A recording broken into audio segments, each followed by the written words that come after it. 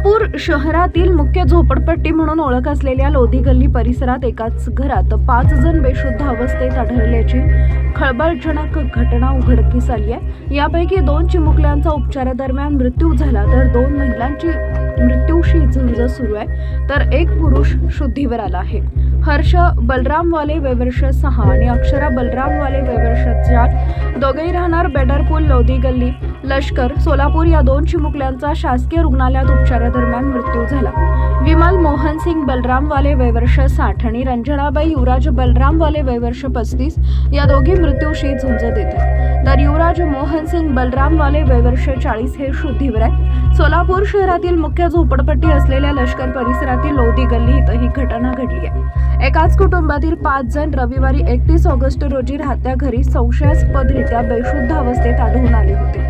सदर बाजार पोलिसांना माहिती मिळताच त्यांनी तात्काळ शासकीय रुग्णालयात उपचारासाठी दाखल करण्यात आलं। मात्र रात्री उशिरा हर्ष बलराम वाले आणि अक्षरा बलराम वाले या 2 चिमुकल्यांचा उपचारादरम्यान मृत्यू झालाय, परंतु मृत्यूचं नेमकं कारण अद्याप समोर आलेलं नाही।